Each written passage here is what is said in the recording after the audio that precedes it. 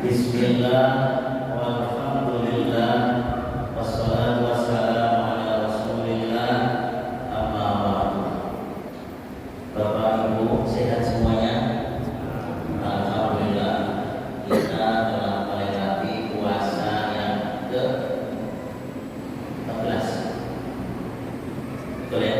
14. Bagi yang 14 ada yang 13 ya. Malam ini ada yang 13, ada yang 14. Malam ini ada yang malam 15, ada yang malam 14. Dua-duanya alhamdulillah full puasanya. Ya Bapak ya? Alhamdulillah sampai hari ini. Masih kuat Pak ya? Masih enggak jenuh mendengarkan tausiah? Ya, saya kita tadi jenuh, sudah rupanya depan dari ini. Bapak Ibu, Ramadan kali ini kemarin ada yang Rabu, ada yang Kamis mulainya ya. Mana yang benar? Mana yang salah? Yang benar, dua-duanya benar. Yang salah, yang tak puasa-puasa.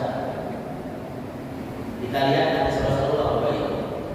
Idza ijtahada al-hakim, jikalau ada seorang ulama atau seorang hakim berijtihad, fa asabu dan ijtihadnya benar, falahu ajrani, maka baginya mendapat 2 pahala, kata Rasul. Wa in ijtahadal hakim, dan apabila ada seorang hakim, seorang ulama berijtihad, fa akhtau dan ijtihadnya salah, maka dia dapat pahala 1. Pahala ijtihadnya dapat, betulnya tak dapat. Kalau yang tadi pahala ijtihadnya dapat pula betul pahalanya. Jadi andaikan menurut Allah yang betul itu hari Kamis, maka insya Allah yang Kamis dapat pahala 2. Kita yang betul dapat pahala 2. Hasil ijtihad tadi Pak. Yang Rabu kalau menurut Allah salah, maka dapat pahala 1. Ya, itu saja. Nanti Ramadan Syawal, jangan sampai kita juga bertegak lagi, berdebat lagi di dunia maya atau di dunia nyata. Seperti yang kemarin aja, yang mau lebaran monggo, yang lebaran belakang silakan. Yang penting yang lebaran adalah yang puasa. Lebaran apa puasa? Kalau tak puasa, ya dapat lebaran. Idul Fitri kembali berbuka. Siapa yang Idul Fitri? Ya yang puasa. Kan kembali berbuka. Kalau tak puasa, ikut pulang Idul Fitri. Ikut pulang kembali berbuka. Bapak Ibu, pada malam hari ini izinkan sejenak saya menyampaikan salah satu hadis Rasulullah Shallallahu Alaihi Wasallam dalam kitab As-Sahihul Ibad karya Syekh Nawawi Al-Bantani, salah satu ulama besar Indonesia almarhum yang pernah menjadi imam di Masjidil Haram Mekah. Dalam kitabnya beliau menyampaikan bahwa Rasulullah Shallallahu Alaihi Wasallam bersabda, kata beliau, kata Rasulullah dalam kitab As-Sahihul Ibad, alamatus syaqawah arba'atun, tanda-tanda orang yang celaka itu ada 4. Jadi kalau kita ingin selamat, jangan sampai kita punya 4 tanda ini Bapak Ibu yang akan kami sampaikan menurut Rasulullah Shallallahu Alaihi Wasallam. Kita semua pasti ingin selamat, selamat dunia, selamat akhirat. Nah, kalau kita ingin selamat, maka tanda-tanda celaka ini jangan sampai ada pada diri kita. Apa yang pertama? Kata Rasulullah, tanda orang yang celaka di dalam kitab As-Sahihul Ibad adalah nisyanu dunubil madiyah. Orang yang senang melupakan dosa yang lalu. Wahya indallah ta'ala maghfurah, padahal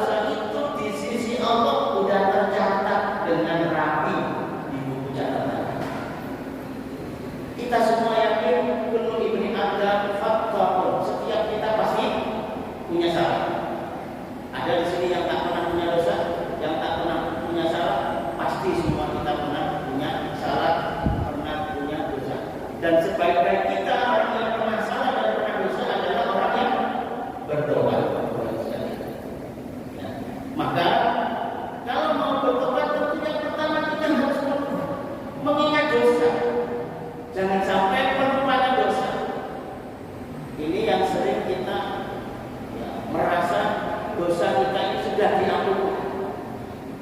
Jangan sampai kita yang pernah melakukan dosa, pernah mencuri, pernah mengambil hak orang lain, pernah hutang dilupa-lupakan, tidak dibayar-bayar, akhirnya lupa beneran, habis itu hutang lagi ke sebelahnya lagi, padahal hukumnya hutang itu wajib. Hutang kepada Allah wajib, hutang kepada tetangga wajib, hutang kepada siapa pun wajib. Tapi kita sering mengutamakan sedekah yang sunnah, tapi bayar hutang yang wajib kita lupakan. Akhirnya lupa beneran dan itu numpuk. Padahal itu sudah tercatat di sisi Allah. Merasa pula itu sudah dihapus dosanya oleh Allah Subhanahu wa Ta'ala. Inilah ciri orang yang celaka.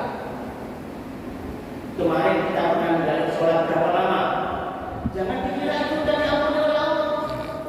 Kita harus merasa dosa itu belum diampuni, sehingga kita malah balik penuh dengan taubat, penuh dengan istighfar. Kita ganti dengan amalan-amalan yang baik.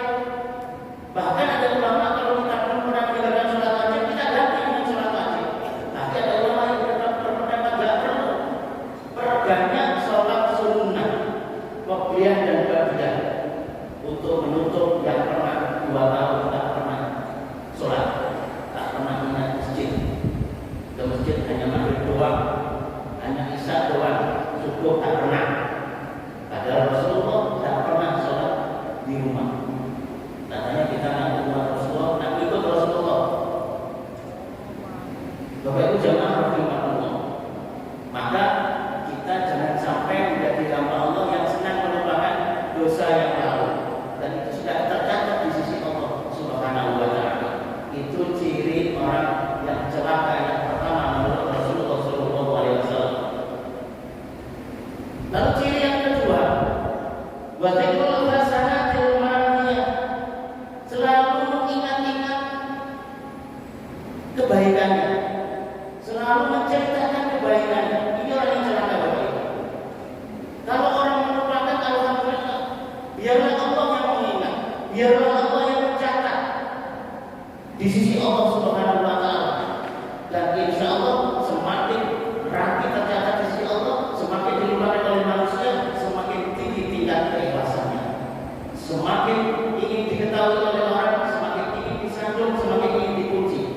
Maka yang didapat adalah sanjungan, pujian dari manusia, Allah semakin jauh darinya. Kenapa? Karena Allah akan mengatakan, engkau kan sudah dapat pujian, yang kau carikan sanjungan, yang kau carikan anggapan manusia, dan bahwa engkau adalah orang yang khusyuk, orang yang alim, orang yang ahli masjid, dan itu sudah Allah katakan, oh, ibadah bukan untukku, kata Allah. Maka malam hari ini Bapak Ibu, mari kita melupakan amal baik kita. Pernah infak di masjid ini, lupakan, biar Allah yang mencatat. Pernah nolong orang, lupakan. Kalau kita cerita-ceritakan, maka itu tanda keikhlasannya kurang, bahkan hilang sama sekali, Bapak Ibu sekalian. Wala yudro akbilan amrudan, padahal amal yang kita cita-citakan itu, Bapak Ibu, kata Rasul, belum tentu diterima. Belum tentu diterima oleh Allah Subhanahu wa Ta'ala.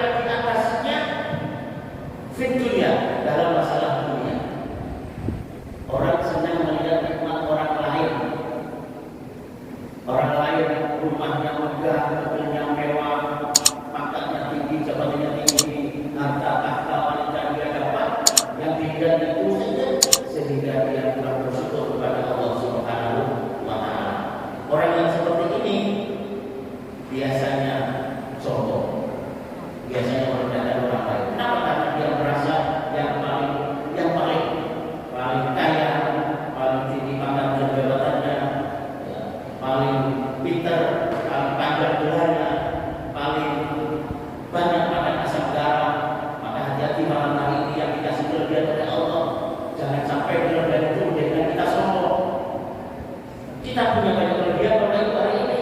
Ada yang punya kelebihan harta, jangan sampai harta itu menjadi sombong. Ada yang malam ini punya kelebihan pangkat jabatan. Ada yang punya kelebihan umur, ketuaan, senior.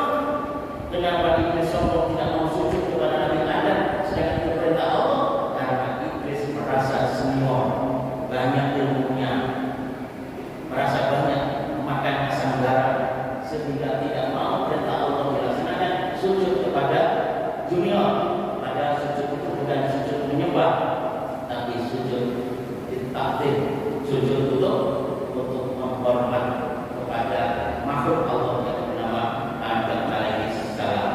Bapak jamaah yang terakhir, ciri orang yang celaka kata Rasulullah sallallahu alaihi wasallam adalah wa nadharu ila man dunahu fid din, orang yang senang melihat orang lain yang di bawahnya dalam urusan dunia.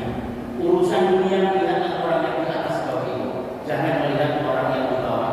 Kalau kita lihat urusan agama, urusan agama lihatlah orang yang ada di atas kita.